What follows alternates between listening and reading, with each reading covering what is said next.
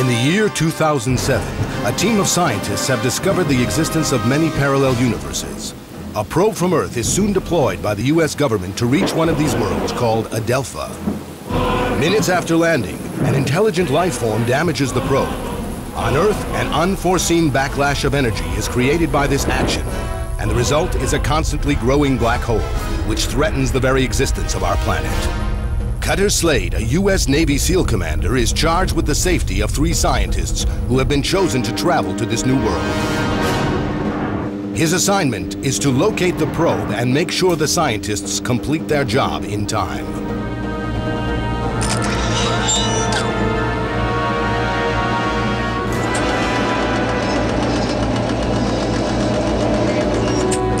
Now, the destiny of our planet is in his hands.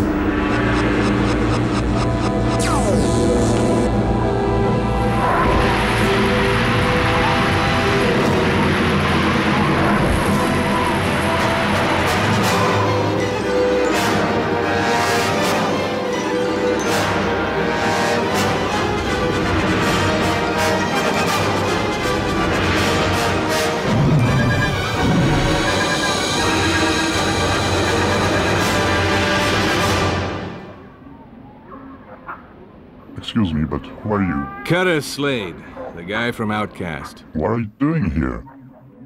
Don't know yet. What does that mean? Are you nuts? Maybe. Ask him.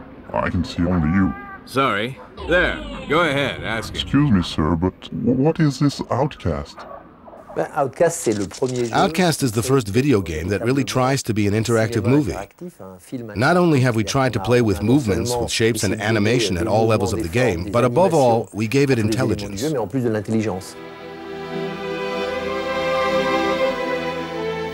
It's enormous. 3 years of production. It's a huge budget with major goals. It's going to be a turning point in the video game industry. One of the qualities of Outcast is its visual originality, and that comes from its initial visual design, as well as from the technological constraints.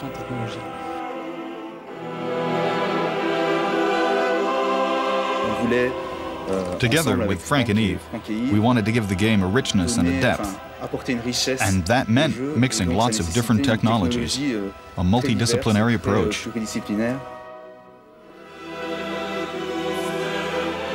We wanted to go beyond the usual indoor scenery game, beyond games that only have walls. We wanted real landscapes.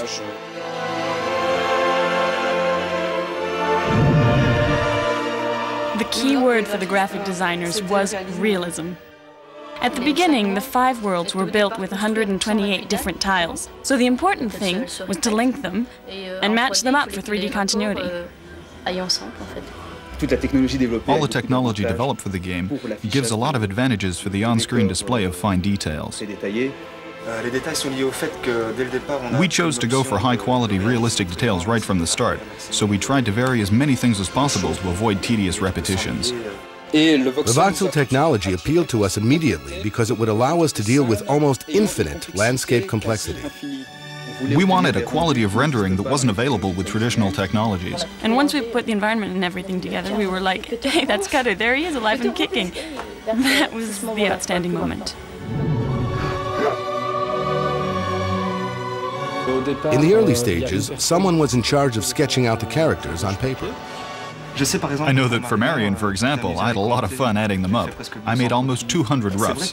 And it's true, in the end, I was so familiar with them all, I was saying to myself, he's my child. It was really important for Outcast to have very diverse characters. We have over 65 different characters in the game, and what we've tried to do is make it so that each character interacts with the other characters as well as you.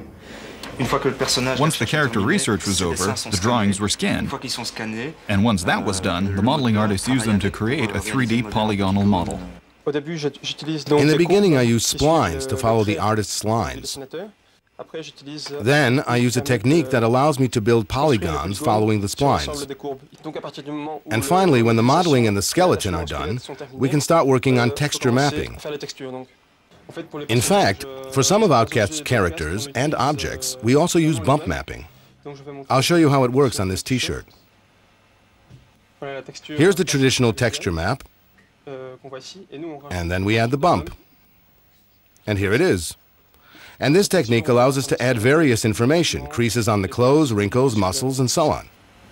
An important factor in the final result is animation. That's what gives this realistic aspect to the characters in the game.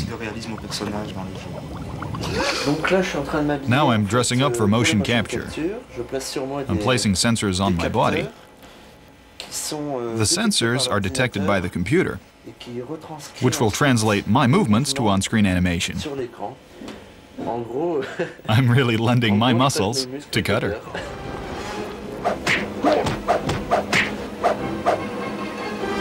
Motion capture is an important part of Outcast. It represents a total of 20 hours. I don't mean capture time, but animation time in the game. There are two other animation techniques in the game. One is the traditional keyframe animation, and the other one is procedural animation, which allows real-time modifications of the keyframed and motion-captured animation. When you're in the virtual world of Outcast, you get to meet characters with real depth. Artificial intelligence allows a codification of reactions and emotions according to given situations. That's what brings interactivity to the game. We really tried to give a social dimension to the characters. And thanks to this interactivity, we were able to build the quests in the game according to the characters. In order to complete the mission, you have to meet people, fight with them, you'll be afraid, you're going to laugh, you'll have to tell jokes. But in the end, you will find the purpose of your quest. And in fact, a video game really is a virtual quest.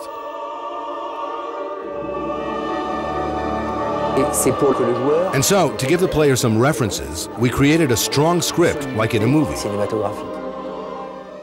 What was very important for the scenario was the meeting with Douglas Freeze. He really had the cinematographical background we needed. I gotta go to a meeting now, so if that's okay, I gotta finish this. And the original idea of the game was a non-linear game. We've always had that in mind. Otherwise, it was going to be just 5 worlds, and you went and did separate things. But we didn't have anything that linked it together, and now we do with the dramatic storyline that goes through the game. It was very helpful actually working with a team whose English is not their first language, because it really helped me to focus the language down and everybody to be able to understand. As soon as Cutter enters the world, you're not having to learn how to walk again or how to speak again. It's very comfortable. Today, Cutter Slade is truly the most sophisticated success with respect to immersion in a completely free-flowing virtual world. Yeah, I know. Big as a house, leaps tall mountains in a single bound, blah, blah, blah. What we would like is for Cutter to be everybody's dream. I think that when he was young, he was sitting in the back of the classroom and hitting the ones in front. Well, there are 6 main weapons in the game. Basically, they were all designed to be used in very different ways. Some of the gadgets we have are they're very fun. The invisibility is my favorite one.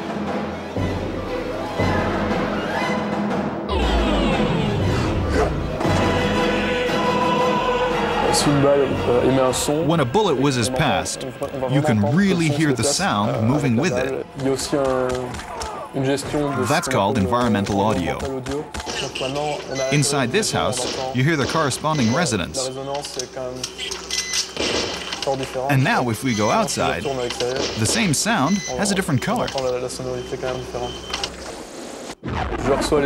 Frank creates the sound. I place them and eventually adapt them according to the needs of the game. There are 350 sounds in Outcast, all created in this small studio.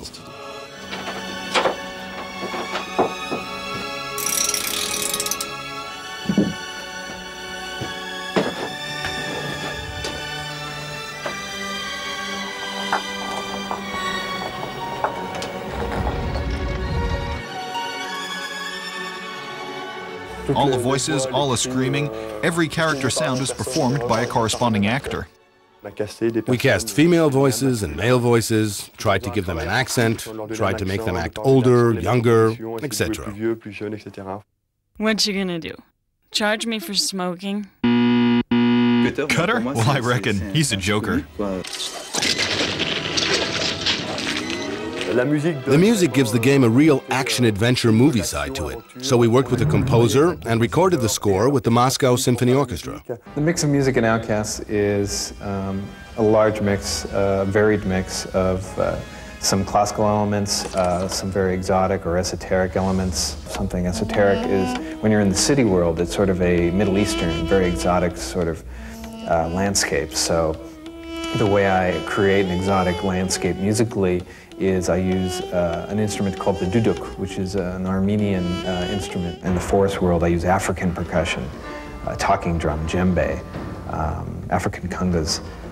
In the marsh world, it's a very foggy world, so I use low woodwinds at the bottom of the register, and they're like way down there, just like, wow, like fog, just creating a mood that helps immediately put you in the world.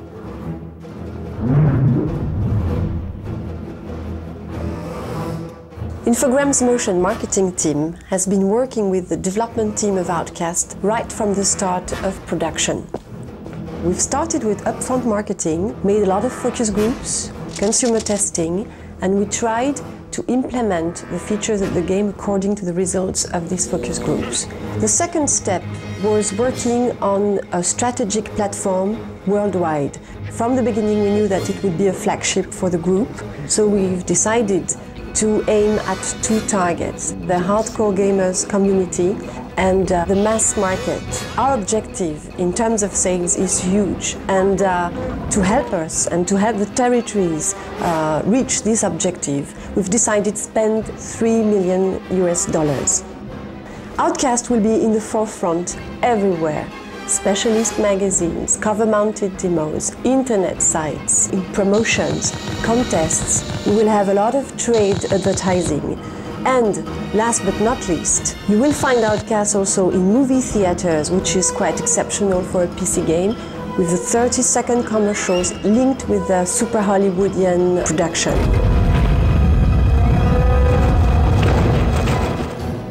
Outcast clearly illustrates iMotion's philosophy, which is to give to the audience the kind of entertainment, the kind of quality of entertainment they're used to when they read a book or go to the cinema, which means to create real scenario, real synopsis, and real characters. I want to join in the fun. But you don't have a weapon. You don't know as much about me as you think, Slade. For us, the creation of characters is clearly what we wanted to explore. We felt that it is the new frontier for video game experience, and Outcast just clearly passed it. Outcast is a new game and a new style.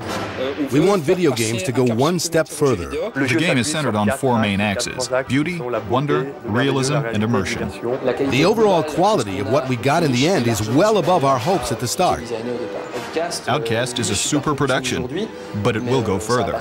There will be a before Outcast and an after Outcast, but I do hope it will also have lots of descendants in the future. You bet.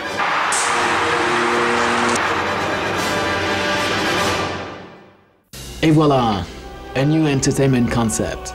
A lot has been said, but the mystery remains. Now, everything is in your hands, and we want you to be Carter Slade. You want me to do what? We are trying to give this character some sex appeal. Are you insane?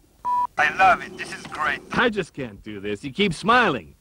Damn it, sorry. Again!